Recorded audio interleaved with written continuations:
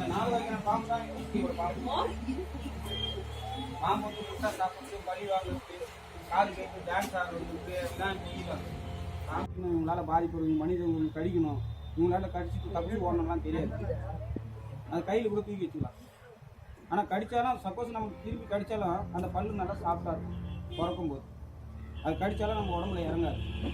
அந்த பாம்பு வந்து இறைய தேடி போய் அது உணவு சாப்பிட்ற நேரத்தில் இந்த சன்னோட ஹீட் அது மேலே படும். சன்னோட ஹீட் பட்டாவே அந்த உடம்புல இருக்கிற தண்ணி ஓட்டம் நீர் ஓட்டம் எல்லாமே ரப்பாகி உடம்புலாம் ரப்பாயிட்டுனா அந்த பல்லு வந்து ரப்பாயிடும். அப்போ கடிச்சா பாய்க்கும். இன்னொரு விஷயம் என்னென்னா, இந்த பாம்பு வந்து நம்ம குழந்தைங்களும் சரி, ஆடு மாடு பூனை நாய் எல்லாமே அது நம்மளோட குழந்தை நம்மளோட குட்டி அவங்க அதை விடக்கூடாது, நம்ம வச்சு வளர்க்கணும். அது மட்டும் அப்படி வச்சு வளர்க்குறோம் பார்த்தீங்களா, அது மாதிரிலாம் இந்த பாம்பு வளர்க்காது. முட்டையிலேருந்து வர பாம்புங்களும் சரி, ஃப்ரெஷ்ஷாக போடுற குட்டிங்களும் சரி, அந்த குட்டிங்க போட்டே அது இது தாய் நம்ம பிள்ளைன்னு தெரியாது. தனித்தனியாக போட்டு பெரிய பாம்பு தனியாக. இது வந்து கண்ணாடி வீணது சேர்ந்த பாம்பு. எப்படி சவுண்ட் இருக்கும், ரெண்டுமே ஒரே பாம்பு. இது ஆண் பாம்பு, இது பெண் பாம்பு. இந்த வகையானத்துலேயே ஆண் பெண் இருக்குது, நல்ல பாம்புலேயே ஆண் பெண் இருக்குது, கட்டு கிரீனத்துலேயே ஆண் பெண் இருக்குது, சூட்ட கிரீனத்துலேயே ஆண் பெண் இருக்குது. சரிங்களா? அதுதான் நீங்கள் பார்க்குற பாம்பு வந்து லாஸ்ட் சூட்ட கிரீன் போட்டாங்க. இந்த பாம்பு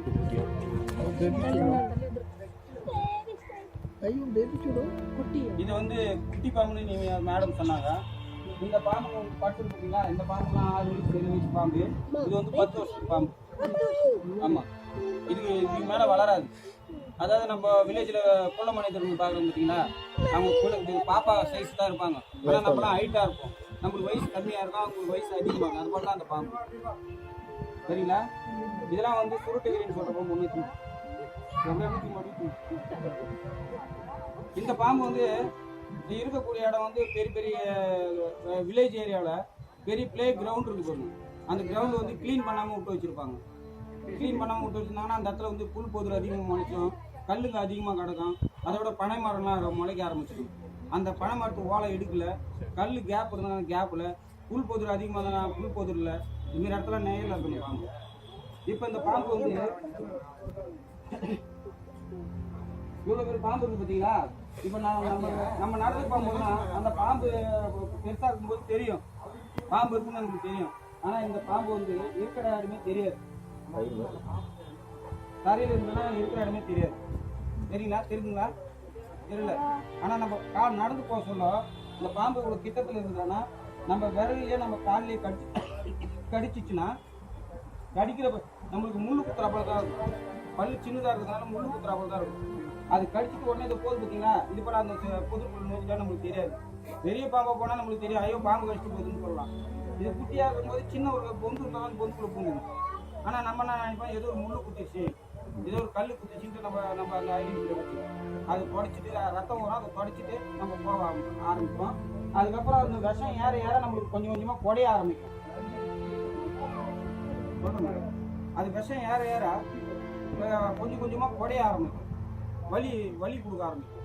வலி கொடுக்க ஆரம்பிச்சு ஒரு மணி நேரத்தில் பார்த்தீங்கன்னா இந்த கால் பகுதியிலேருந்து மேலே வந்து நம்மளுக்கு தடியாக யானைக்கால் கூட வீணும். இந்த பாம்பு கடிச்சா வலி எப்படி இருக்குன்னு பார்த்தீங்கன்னா, நம்மளுக்கு கொதிக்கிற எண்ணெயோ கொதிக்கிற சுட தண்ணியோ நம்ம கால் மேலே சொட்டிட்டுனா எந்த அளவுக்கு எரிச்சல் வலி இருக்கோ அதோட அதிகமாக இருக்கும். இது இந்த மெடிசின்ஸே எனக்கு வேணாம், நான் இறந்து போயிடுற அளவுக்கு கூட வலி. சரிங்களா? அந்த பாம்பு கடிச்சா அந்த இந்த பாம்பு வந்து விஷப்பை வந்து சின்னதாக இருக்கிறதுனால அந்த பாம்போட விஷம் நம்ம உடம்புல ஏறி ஆடு சாகடிக்கு 2 நாள் டைம். அதுக்குள்ளே ட்ரீட்மெண்ட் எடுத்துருவாங்க. ஆனால் இந்த பாம்பும் குட்டி போடுது சார். இந்த பாம்பு வந்து 7 குட்டி வரையும் போடும். 7 6 குட்டி வரையும் போடும். இப்போ இதனோட ஸ்பெஷாலிட்டி என்னன்னு பார்த்தீங்கன்னா, இதெல்லாம் ஒரே ஃபேமிலி குரூப். அந்த பாம்பு கொள்ளம் கிடையாது. இதெல்லாம் ஒரே ஃபேமிலி குரூப். அண்ணன் தம்பி மச்சான் மாமா பெரியப்பா சித்தப்பா தாத்தா பாட்டி எல்லாமே ஒரே குரூப்பு தான். கொட்ட மாட்டாங்க, ஒருத்தருக்கு சண்டை போட மாட்டாங்க. அதே எங்கே போய் ஸ்டே பண்ணுறாங்கன்னா அந்த இடத்துல போய் மொத்தமாக இருப்பாங்க. அந்தமாரி இடத்துல தான் பிடிச்சிட்டு வரும். இதுவும் வந்து விஷம் உள்ள பாம்பு. பாய்சன் வந்து கட்டுவிரியன்னு சொல்லுவாங்க. இது வந்து நல்ல பாம்போட நல்ல பாம்போட கண்ணாடி இந்த சூப்பர் 10 மடங்கு விஷம் அதிகம்.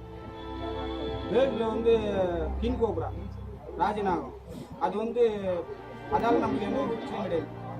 ஏன்னா அது வாழக்கூடிய இடம் வந்து பெரிய பெரிய கேரளா பக்கம், கேரளா, கர்நாடகா, பெங்களூர் இதுமாரி பெரிய பெரிய காட்டு பகுதியில் ஒரு யானை, ஒரு சிங்கம், புலி, கரடி இதுமாரி இருக்கிற இடத்துல தான் அந்த பாம்பு வசிக்குது. பெரிய மலை பகுதியில் அது தண்ணி அருவி வருது பார்த்தீங்கன்னா அந்த இடத்துல வசிக்குது. அதனால நம்ம அங்கே போகிறது கிடையாது. இதெல்லாம் வந்து நம்ம வில்லேஜ் பக்கத்துல இருக்குது. ஆனால் அந்த பாம்பு சப்போஸ் வில்லேஜ் பக்கம் வந்து ஒரு ஆளை கடிச்சிட்டா மெடிசின்ஸ் கிடையாது. ஏன்னா அந்த பாம்பு வந்து 20 அடி நீட்டு பாம்பு, 22 அடி நீட்டு பாம்பு. சரிங்களா? தலைப்பகுதி நல்லா பெருசாக இருக்கும். அது அந்த தலைப்பகுதி பொறுத்துனா கூட விஷம் போய் பெருசாக இருக்கும். இந்த பாம்புலாம் கடிச்சா விஷம் போய் சின்னதாக இருந்தாலும் 4 டிராப் வரும். அது எப்படி 30-40 டிராப் மாதிரி இருக்கும். அதனால அது கடிச்சா மெடிசின் கிடையாது. எவ்வளோ நேரம் ட்ரீட்மெண்ட் பண்ணலாம்? எவ்வளோ நேரத்துக்குள்ள ட்ரீட்மெண்ட்டே இல்லை, உடனே அளவு விஷம் வந்து அந்த அளவுக்கு நம்ம உடம்புல ஏற ஆரம்பிச்சு உடனே அளவு தாங்க முடியாது. நம்மளால அந்த எதிர்பார்ப்புகளை தாங்க முடியாது.